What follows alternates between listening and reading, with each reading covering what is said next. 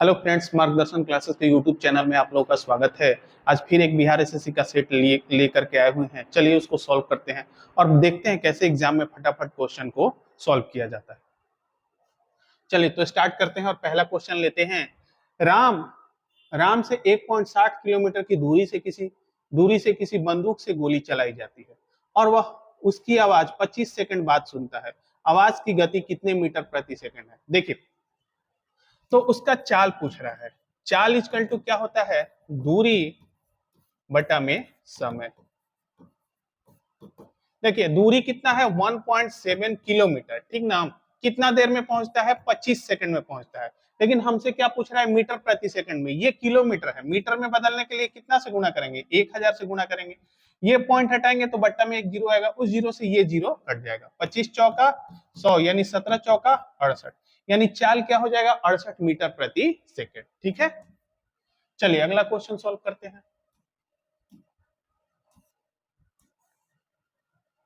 एक वस्तु की चिन्हित कीमत 400 रुपया है। एक वस्तु की खरीद पर 6% की छूट मिलती है और 4 वस्तुओं की खरीद पर 24% की छूट मिलती है। रचिता 5 वस्तुएं खरीदती है तो उसे कितना प्रभावी छूट मिलेगा? देखिए, छूट के बारे में कह रहा है। यदि आप एक वस्तु खरीदिएगा तो उस पर 6% छूट मिलेगा। वहीं यदि आप 4 वस्तु खरीदते हैं तो आपको 24% का छूट मिलेगा। हमसे परसेंटेज पूछा है तो रेट से कोई मतलब नहीं है। इसका 400 रुपया दाम है, हम इसका रेट क्या मान लेंगे? 100 रुपया इसका दाम मान लेंगे। परसेंटेज पर कोई अंतर नहीं पड़ेगा। देखिए 5 वस्तु खरीदता है तो उसको तो एक वस्तु और 4 वस्तु पे कितना प्रतिशत छूट मिल जाएगा? 24%। और एक वस्तु पे कितना मिल जाएगा? 4%। अब देखिए, एक वस्तु का दाम 100 रुपया और 4 वस्तु का दाम 400 रुपया, यानी 100 का 4% कितना छूट मिल गया हो? सॉरी, 6% छूट था। तो इसमें कितना छूट मिल गया? 6 रुपए का। और इसमें 24 चौका 96 रुपए का। तो टोटल उसको छूट कितना मिल गया? 96 और 6 102 रुपए का छूट मिल गया। कितना रुपए पे? टोटल क्रय मूल्य मेरा कितना? 400, टोटल एमआरपी 400 और 100 कितना हो गया? 500। 500 पे 102 रुपया छूट मिल रहा है तो परसेंटेज के लिए 100 से 2 से 2 जीरो, 5 से काटेंगे तो 102 दूना 204, यानी 20.4% का उसको छूट मिलेगा। ठीक है, उम्मीद करते हैं समझ में आया होगा। चलिए अगला क्वेश्चन।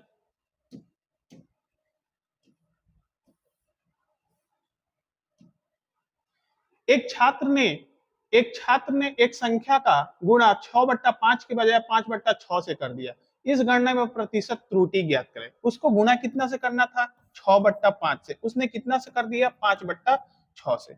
अब देखिए तिरछा तिरछे इसको गुणा कर देंगे। 6 6 कम 36 और 5 5 25, यानी उसका उत्तर 36 आना चाहिए था, लेकिन उत्तर कितना आ गया? 25 आ गया। कितना कमी हो गया यहाँ से यहाँ? 11 कमी हो गया। कितना पे? 36 पे। तो 100 पे। अब इसको 4 से काटते हैं तो 9 बार में, 4 से इसको काटते हैं तो 25 बार में। 25 10 से 250, कितना हो जाएगा? हो 275 और बट्टा में 9। 9 से काटेंगे 9 तिया 27, फिर जीरो आ जाएगा, यानी 30 दशमलव कुछ आएगा। हमको सिर्फ आंसर से मतलब है, टोटल कैलकुलेशन नहीं करेंगे, यानी आंसर मेरा क्या हो जाएगा? 30.5। चलिए अगला क्वेश्चन।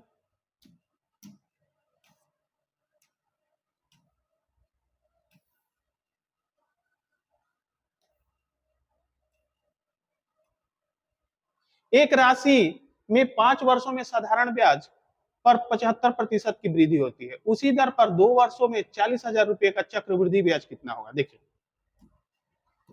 5 ईयर में साधारण ब्याज 75%, तो 75 15 पचे 75, यानी 1 ईयर में ब्याज कितना हो जाएगा? 15% का। ठीक है, तो 2%, 2 वर्षों में कितना हो जाएगा? अब 15% के हिसाब से 2 साल में साधारण ब्याज रहता तो कितना हो जाता? 15 दूना 30%। लेकिन चक्रवृद्धि ब्याज में सूद का भी सूद लगेगा, यानी 15 का भी 15% लगेगा, तो वो कितना हो जाएगा? टोटल 32.25% हो जाएगा। ठीक, यानी मूलधन कितना है मेरा? 40,000। 40,000 का 32.25% ज्ञात कर देंगे। ये परसेंटेज से 2 जीरो खत्म हो जाएगा, ये पॉइंट से 2 जीरो खत्म हो गया। 25 चौका 100, हासिल 1 4 दूना 8 और 1 9, चरती आई 12, यानी कितना ब्याज मिल जाएगा हो हमको? 12,900 रुपया। आंसर मेरा हो जाएगा सी। चलिए अगला।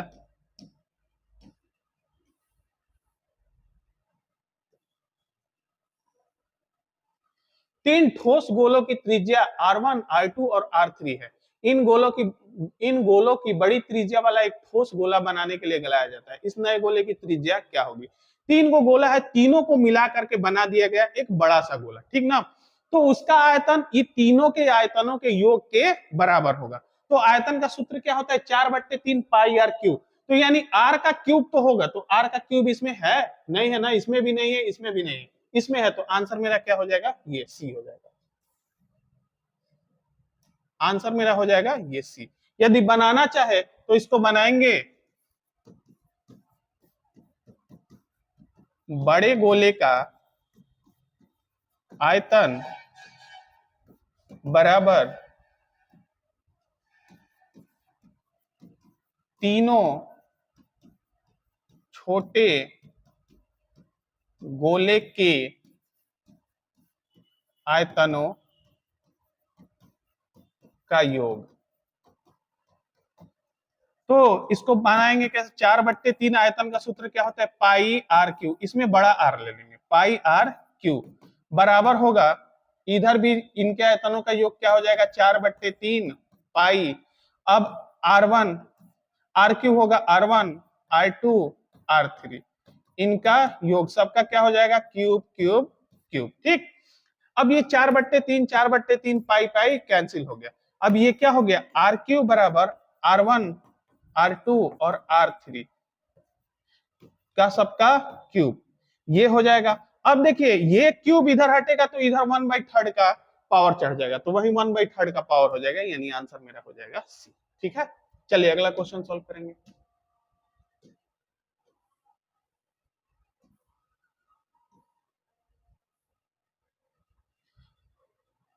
8,000 कामगारों के साथ काम शुरू करने वाली एक कंपनी पहले, दूसरे और तीसरे वर्ष के अंत में कामगारों की संख्या 5%, 10% और 20% बढ़ा दी जाती है।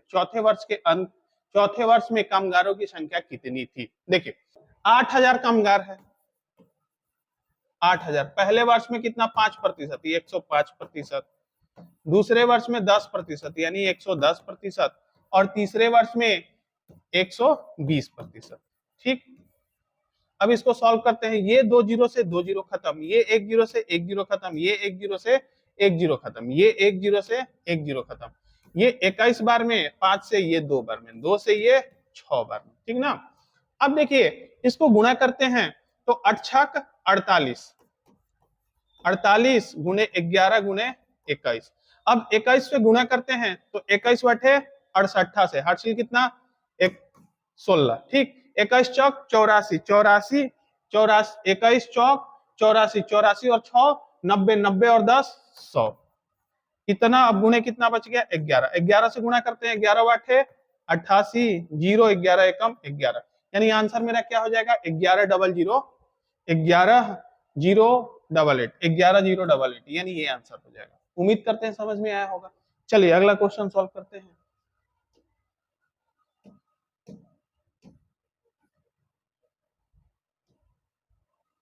एक दूध वाला 25 रुपए प्रति लीटर दूध खरीदता है और उसमें 1/4 पानी मिलाता है और इस मिश्रण को 26 रुपए प्रति लीटर में बेचता है, उसका लाभ प्रतिशत कितना है? ठीक, देखिए एक दूध वाला है, चलाक दूध वाला है, वो करता क्या है? 1/4 पानी मिला देता है, यानी 4 हिस्सा यदि दूध है तो उसमें 1 हिस्सा क्या मिला दिया? पानी मिला दिया, यानी 4 लीटर दूध को वो कितना लीटर बना दिया? 5 लीटर बना दिया। तो खरीदा कैसे? 25 रुपए लीटर खरीदता है, तो 4 लीटर खरीदा, यानी 25 चौका 100 रुपए का खरीदा। अब वो किया क्या? 1 लीटर पानी मिला दिया, यानी 4 और 1 5 लीटर हो गया। बेचा कैसे? 26 के हिसाब से, तो 5 लीटर का रेट कितना? 26 5 130, यानी 100 का खरीदा 130 का बेच दिया, कितना लाभ हो गया? 30% लाभ हो गया, क्योंकि 100 पे प्रतिशत उतना ही रह जाता है जितना रुपया रहता है। ठीक, अगला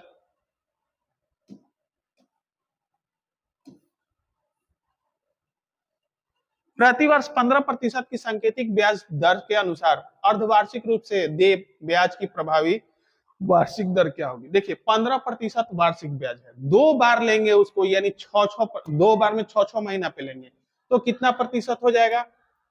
7.5% 6 महीना में, और फिर 6 महीना अगला का कितना हो जाएगा? 7.5%, यानी 7.5 7.5 15, इस 7.5 पे भी तो फिर अगले साल सूद का सूद लेंगे 7.5%, यानी 7.5 7.5 15 तो यही हो गया, यानी 15 से कुछ ज्यादा होगा। तो 30% तो हो नहीं सकता, 15% तो होगा नहीं, इतना होगा नहीं, यानी 15.56% होगा। ठीक है, यही मेरा आंसर हो जाएगा। चलिए अगला क्वेश्चन।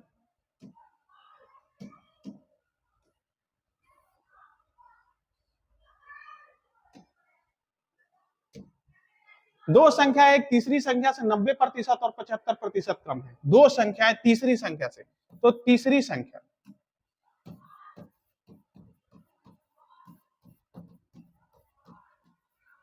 तीसरी संख्या हम यदि मान लिए 100, तो एक संख्या 90% कम है, यानी 100 में से 90% घट गया, कितना बचा 10। एक वो 75% कम है, तो वो कितना हो जाएगा 25। अब कह रहा है कि पहली संख्या में कितने प्रतिशत की वृद्धि की जानी चाहिए, यानी 10 में कितना वृद्धि की जाए ताकि वो दूसरी संख्या के बराबर हो जाए। तो कितना वृद्धि करना पड़ेगा 15, कितना से 10 से, परसेंटेज के लिए 100। अब देखिए ये दो बार 5 दूना 10 पचती है 15, दो से ये कितना बार में 50 बार में, 50 है 150%, यानी कितना प्रतिशत का वृद्धि करना पड़ेगा भाई, 150% की वृद्धि करनी पड़ेगी। ठीक है, चलिए आगे बढ़ते हैं।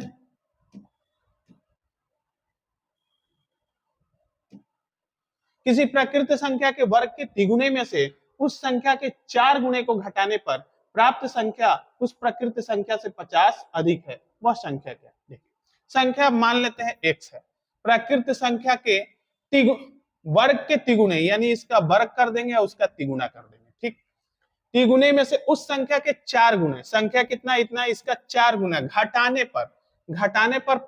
पर संख्या प्रकृत संख्या से 50 अधिक है। ये जो संख्या है प्रकृत संख्या से 50 अधिक है, यानी प्रकृत संख्या में 50 जोड़ देंगे तो ये और ये दोनों आपस में क्या हो जाएंगे, मेरा बराबर हो जाएंगे। अब इसको सॉल्व करते हैं। 3x², ये x इधर आएगा तो क्या हो जाएगा माइनस में, यानी 4x, और ये क्या हो जाएगा 5x बराबर 50। अब क्या करेंगे, ऑप्शन से इसको सॉल्व कर लेंगे। देखिए 4 यदि x का वैल्यू रखते हैं तो 4 चौका 16, 16 तिया 48, माइनस ये 5 चौका 20, क्या ये इसमें से इसको घटाएंगे तो 50 आएगा नहीं ना, यानी ये ऑप्शन मेरा गलत है। चलिए दूसरा ऑप्शन ट्राई करते हैं। 5 को रख के देखेंगे, 5 पचे 25, 25 तिहाई 75, माइनस 5x, यानी 5 पचे 25। अब 75 में से 25 घटा 50 बच गया ना, यानी 50 बराबर 50, यानी ये ऑप्शन मेरा सही है। चाहे तो आप गुणनखंड विधि से भी इसको सॉल्व कर सकते हैं, लेकिन थोड़ा समय ज्यादा लगेगा, इसलिए इसको क्या करते हैं, इस टाइप के क्वेश्चन को हम बाय ऑप्शन ही सॉल्व कर लेते हैं। चलिए आगे बढ़ते हैं।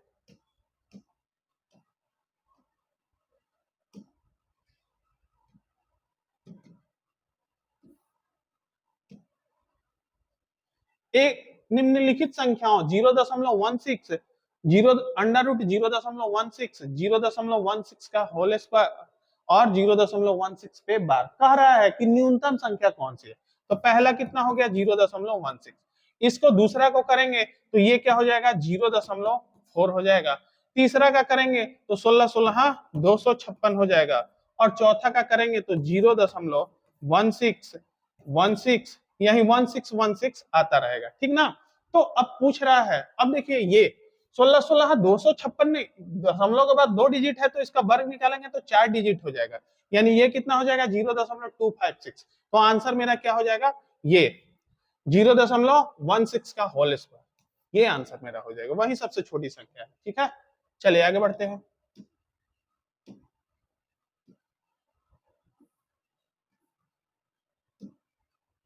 यदि x square minus 2x plus 1 is equal to 0, तो एक्स स्क्वायर प्लस 1/x² का मान ज्ञात करें। देखिए x square minus 2x plus 1 is equal to 0, अब क्या एक्स स्क्वायर प्लस 1 इसको उधर भेजेंगे तो 2x हो जाएगा। ठीक, अब दोनों साइड हम क्या करेंगे, x से भाग कर देंगे, तो x से भाग करेंगे तो x प्लस 1 x से भाग कर दिए, ये 2x है, इसमें भी x से भाग कर दिए, ये x से x खत्म हो जाएगा, ये x स्क्वायर में x से भाग करेंगे तो x बच जाएगा, ये 1 में x से भाग करेंगे तो 1/x हो जाएगा बराबर 2, यानी x plus 1/x equal to 2। अब क्या करेंगे, दोनों तरफ वर्ग करने पर, तो वर्ग करेंगे तो ये क्या हो जाएगा x प्लस 1/x का होल स्क्वायर बराबर 2 का स्क्वायर, तो ये x square plus 1/x² plus 2a b बराबर 2 दूनी का 4, ये x से x खत्म, x square plus 1/x equal to क्या हो जाएगा 1/x² हो जाएगा, ठीक ना। ये प्लस में 2 है, 2 एक काम 2, ये उधर जाएगा तो माइनस हो जाएगा, यानी इतना का वैल्यू क्या हो जाएगा मेरा 2, आंसर मेरा हो जाएगा 2, ठीक है। उम्मीद करते हैं समझ में आया होगा। वैसे भी सोच सकते हैं, यदि x plus 1/x equal to इतना आया हुआ है तो कभी भी हमसे पूछे x² प्लस 1/x², तो इसका वैल्यू क्या होता है, इसका स्क्वायर करके, ठीक ना, उसमें से 2 घटा देते हैं, तो 2 दूनी का 4 में से 2 घटा देंगे, कितना आ जाएगा 2 आ जाएगा। ये दिमाग में एकदम रखना है, इसका स्क्वायर करके 2 घटा देंगे, ठीक। चलिए आगे नेक्स्ट।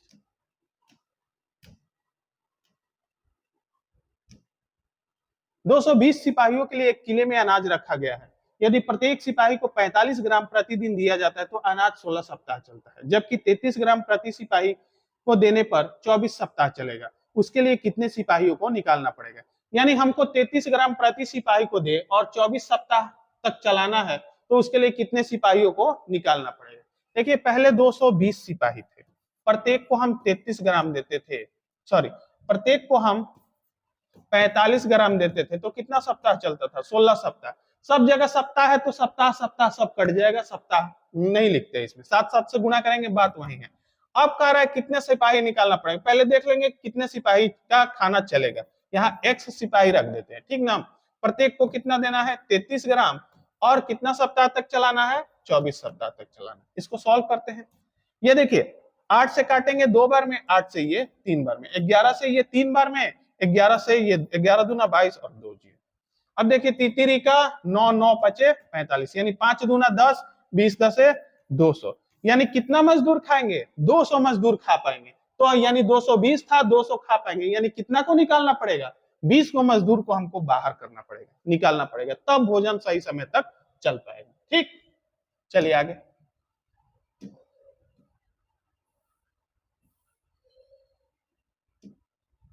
2 पाइप एक टंकी को क्रमशः 20 और 24 मिनट में भर सकते हैं तथा एक निकासी पाइप 3 गैलन प्रति मिनट की दर से खाली कर सकता है। तीनों पाइप एक साथ कार्य करके खाली टंकी को 15 मिनट में भर देते हैं। टंकी की धारिता क्या है।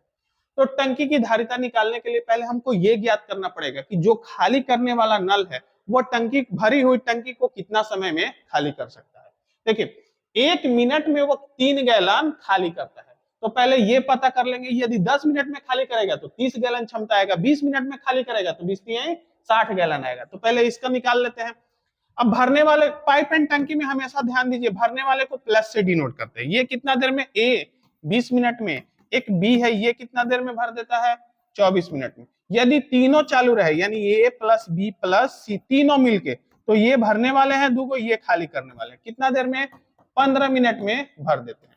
अब तीनों का एलसीएम निकालेंगे। एलसीएम निकालने के लिए हम करते क्या है, बड़े वाले का पहाड़ा पढ़ते हैं। एलसीएम वही संख्या होती है जो दी गई सभी संख्याओं से पूर्णतः विभक्त हो जाए। तो पहाड़ा पढ़ते हैं 24 24 दूना 48, 24 तिया 72, 24 चौका 96, 24 पचे 120, यानी 120 सबसे कट जाएगा, तो एलसीएम मेरा हो गया 120। 20 छक्का 120, 24 पचे 120, 15 वाटे 20 से, यानी ए 1 मिनट में 6 लीटर भरेगा, बी 1 मिनट में 5 लीटर भरेगा, यानी 6 5 11 लीटर भर रहा है, लेकिन एक्चुअल में भरा कितना रहा है 8 लीटर, यानी ये 3 लीटर क्या करता होगा, सीवा माइनस कर देता होगा। ये 6 5 11 लीटर भरे, ये 3 लीटर माइनस कर दिया तो भरा गया 8 लीटर, यानी सी का क्षमता कितना है 3 लीटर। तो 120 लीटर खाली करने में 120/3, यानी कितना मिनट इसको लगेगा। सी यदि पूरे टैंक भरा हुआ है तो उसको कितना देर में खाली कर देगा 40 मिनट में, और 1 मिनट में खाली करता है 3 गैलन, तो 40 मिनट में कितना, 40 गुने 3 बराबर 120 गैलन। आंसर मेरा हो जाएगा 120 गैलन। उम्मीद करते हैं समझ में आया होगा। चलिए आगे बढ़ते हैं।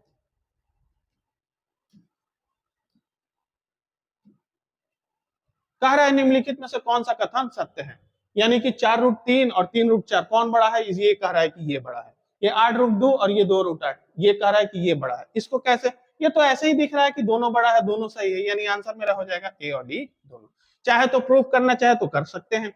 अब देखिए करेंगे क्या प्रूफ करने के लिए, दोनों का हम वर्ग कर देते हैं, दोनों को वर्ग करते हैं। तो ये वर्ग करेंगे तो 4 चौका 16, 16 तिया 48, ये वर्ग करेंगे तो तितिरी का 9 और 9 चौका 36, यानी ये बड़ा है ना, तो ये वाला तो सही हो गया। अब इसको चेक करते हैं, 8 8 64, 64 दूना 128। इसको चेक करते हैं, दुदुनी का 4, 4 8 है 32, ये बड़ा है, यानी दोनों बड़ा है, दोनों कंडीशन मेरा सही है। ठीक, चलिए आगे बढ़ते हैं।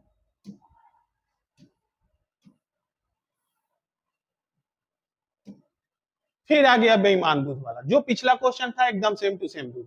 एक बेईमान दूध वाला 30 रुपए प्रति लीटर की दर से दूध खरीदता है और उसमें एक बट्टा पानी डालकर मिश्रण को 32 रुपए प्रति लीटर के हिसाब से बेच देता है, उसका लाभ प्रतिशत कितना है? देखिए ये चालाकी क्या किया, एक तो 30 का खरीदा 32 का बेच दिया, ये तो ऐसे ही कमा रहा है, प्लस में 1 लीटर पानी फेंक दे रहा है 5 लीटर में, 1/5 पानी फेंक दे रही है, यानी 5 लीटर दूध है तो उसमें 1 लीटर वो क्या कर दिया, पानी फेंक दिया, यानी कितना लीटर बना दिया, 6 लीटर बना दिया। 30 के हिसाब से 5 लीटर वो खरीदेगा तो 30 5 150 रुपया उसका सीपी हो गया। बेच कितने का रहा है, 32 के हिसाब से बेच रहा है, और 5 और 1, 5 लीटर दूध 1 लीटर पनिया, कितना लीटर बना दिया, 6 लीटर बना दिया।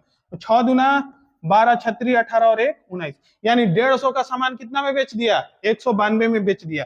कितने रुपए का लाभ हो गया हो, 42 रुपए का लाभ हो गया। कितना रुपया पे, 150 पे, तो 100 पे 50 150, 50 दूना 100, 3 से 14 बार में 14 दूना 28%, यानी उसको लाभ कितना हो रहा है, 28% का लाभ हो रहा है। चलिए आगे बढ़ते हैं।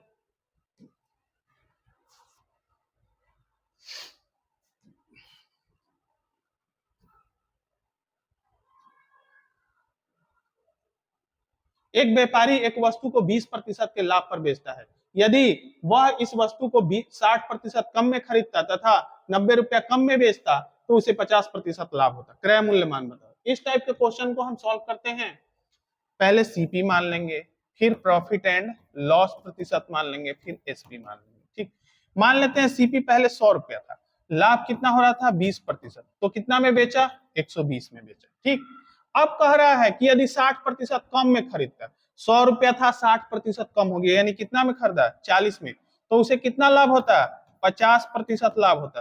तो 40 का 50% कितना, 20, तो 40 का खरीदा 20 लाभ हो गया, यानी कितना का बेचा, 60 का।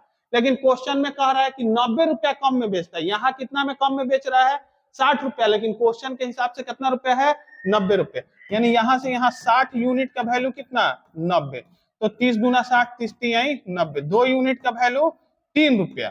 ठीक, तो हमसे पूछ रहा है क्रय मूल्य, क्रय मूल्य कितना रुपया माने थे हम, 100 रुपया ना, तो 2 को 100 बनाने के लिए कितना से गुना, 50 से, तो 50 से इधर गुना, यानी 50 दूना 100 यूनिट का वैल्यू कितना, 50 150 रुपया, यानी क्रय मूल्य मेरा कितना था, 150 रुपया था। ठीक है, चलिए आगे बढ़ते हैं।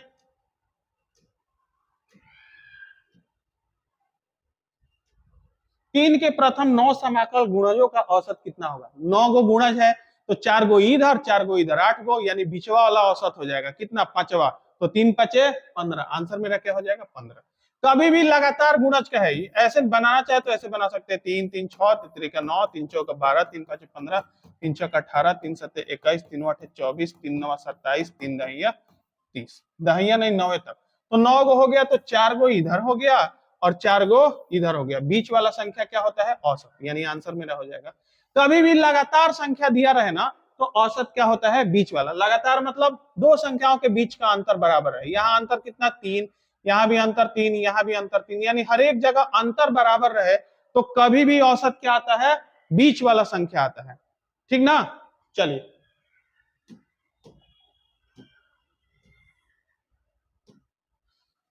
100 मीटर की दौड़ में ए किसी दूरी को 36 सेकंड में तथा बी 45 सेकंड में तय करता है, इस दौड़ में ए बी को कितने मीटर से हराता है, एगो ए है एगो बी है, हाई 36 सेकंड में, ये 45 सेकंड में तय करता है। अब देखिए ये 36 सेकंड में और ये 45 सेकंड में, यानी ये इसको कितना सेकंड से हरा रहा है, 9 सेकंड से, यदि इसको 9 सेकंड और मिलता तो ये भी 100 मीटर का दौड़ कंप्लीट कर लेता, यानी कितना मिनट सेकंड से हरा रहा है, 9 सेकंड से, यानी 9 सेकंड में ये जितना दूरी दौड़ेगा उतने ही दूरी ये पीछे रहा है। तो 100 मीटर की दूरी बीवा कितना देर में तय करता है, 45 सेकंड में, तो ये 9 सेकंड में कितना तय करता होगा। अब 9 5 45, 5 से ये 20, यानी उस समय वो 20 मीटर पीछे रह रहा है, यानी आंसर मेरा क्या हो जाएगा, 20 मीटर। चलिए आगे,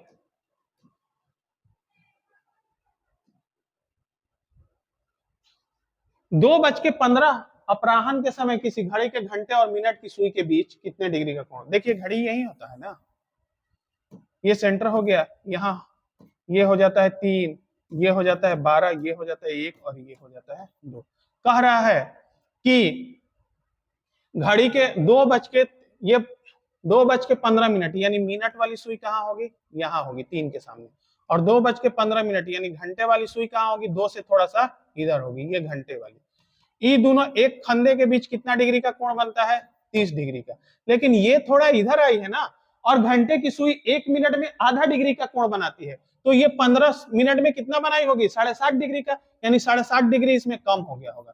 तो 60.5 डिग्री इसमें घटा देंगे, कितना बच जाएगा? 22.5 डिग्री। यानी आंसर मेरा क्या हो जाएगा? 22.5 डिग्री का एंगल बनेगा। कभी भी घंटे की सुई 1 मिनट में आधा डिग्री का कोण बनाती है, ये बात एकदम दिमाग में सेट कर लीजिएगा। किसी फैक्ट्री में मजदूरों की संख्या 10:9 के अनुपात में कम कर दी गई और प्रत्येक मजदूर की मजदूरी 4:5 के अनुपात में बढ़ा दिया गया। यदि पहले कुल मजदूरी 3600 थी तो बाद में सभी मजदूरों की मजदूरी क्या होगी? ठीक, चलिए पहले और अब मजदूरों की संख्या का रेशियो क्या? पहले यदि 10 मजदूर था तो अब मजदूर कितना हो गया? 9। मजदूरी इनकी क्या हो गई? पहले 4 मजदूर था तो अब मजदूर कितना हो गया? 5। अब देखिए टोटल मजदूरी कितना, 10 गो मजदूर 4 रुपया दाम, तो कितना हो जाएगा? 40 रुपया। अब कितना हो गया? 9 गो मजदूर है, 5 रुपया प्रत्येक को दे रहे हैं, तो कितना हो जाएगा? 9 पचे 45 रुपये। यानी पहले 40 यूनिट खर्चा होता था, अब कितना यूनिट खर्चा होगा? 45 यूनिट। तो 40 यूनिट, लेकिन एक्चुअल में कह रहा है कि 3600 खर्चा होता था, यानी 40 यूनिट का वैल्यू 3600, तो 1 यूनिट का वैल्यू 90। ठीक, 1 यूनिट का वैल्यू 90 हो गया, तो वर्तमान खर्च कह रहा है कुल मजदूरी, तो 45 यूनिट यानी 45 गुने 90, तो 9 पचे 45, 9 चौका 36 और 4 40, 0 का 0, यानी अब कितना खर्च हो जाएगा? 4050 रुपया। चलिए आगे बढ़ते हैं।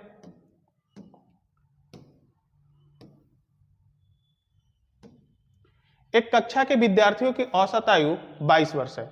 लड़कों की औसत आयु 26 वर्ष तथा लड़कियों की औसत आयु 19 वर्ष है। यदि लड़कियों की संख्या 16 तो लड़कों की संख्या क्या? इसको क्रॉस विधि से सॉल्व कर लेंगे। ठीक ना, देखिए एगो बॉयज हो गए, एगो गर्ल्स हो गए। बॉयज का कितना है? 26 और लड़कियों का कितना है? 19। दोनों का मिला दे रहे हैं तो कितना हो जा रहा है? 22। ठीक, अब इसको क्रॉस घटा लेंगे। ये 22 में से 26 में से 22 गया, कितना बचा? 4। ये 22 में से 19 घटा, कितना बचा? 3। यानी बॉयज कितना यूनिट? 3 यूनिट, और गर्ल्स कितना यूनिट है? 4 यूनिट। लेकिन गर्ल्स एक्चुअल में कितना है? 16, यानी 4 यूनिट का वैल्यू कितना? 16, तो 1 यूनिट का वैल्यू 4, तो ये कितना यूनिट? 3 यूनिट, यानी 3 गुणे 4 कितना? 12। बच्चे कितना है? लड़के कितना है? 12। ठीक, चलिए आगे करते हैं। 3 वर्ष पहले 5 सदस्यों वाले एक परिवार की औसत आयु 17 वर्ष थी। एक बच्चे के जन्म होने के बाद आज भी उनकी औसत आयु वही है। उस बच्चे की आयु क्या है? देखिए 3 साल पहले 5 सदस्यों की औसत आयु कितना था? 17 वर्ष। तो आज पांचों कितना बढ़ गए होंगे? 3-3 साल बढ़ गए होंगे, यानी पांचों का योग कितना हो जाएगा?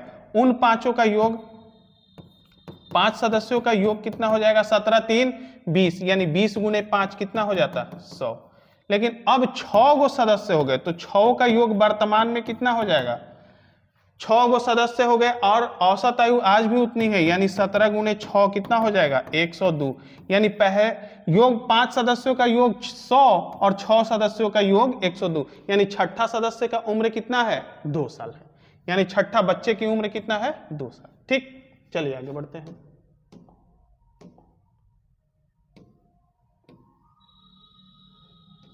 यदि 3 का पावर x स्क्वायर प्लस 81, गर्मी बहुत है हो, 3 का power x plus y is equal to 81 को हम क्या लिख सकते हैं? 3 का पावर 4। जब बेस बराबर तो ऊपर का घात भी बराबर, यानी x प्लस वाई का वैल्यू कितना? 4। दूसरा 81 को हम क्या लिख सकते हैं? 3 का पावर 4 का power x minus y is equal to 3 का पावर क्या हो जाएगा? 1।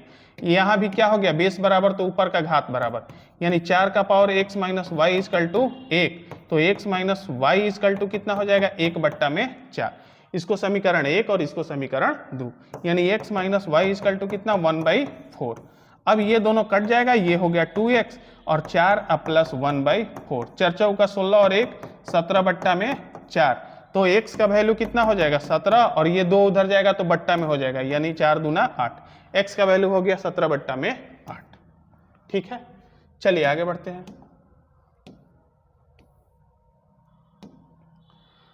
कह रहा है निम्नांकित श्रेणी का अध्ययन करके आंसर देना है। तो कह रहा है कि कक्षा में 20 या उससे ज्यादा अंक कितने छात्रों का प्राप्त हुआ। कला में 20 और उससे ज्यादा अंक कितने छात्र प्राप्त किए। तो कला ये हो गया, इसमें देखेंगे कि 20 या उससे अधिक, 20 या उससे अधिक कितना प्राप्त किए हैं 66, तो आंसर मेरा क्या हो जाएगा 66, यानी 66 छात्र ऐसे हैं जो 20 नंबर या उससे अधिक नंबर प्राप्त किए हैं। उम्मीद करते हैं वीडियो आप लोगों को अच्छा लगा होगा। यदि वीडियो अच्छा लगा होगा तो please like share and subscribe करना नहीं भूलिएगा। चलिए मिलेंगे नेक्स्ट वीडियो में, धन्यवाद।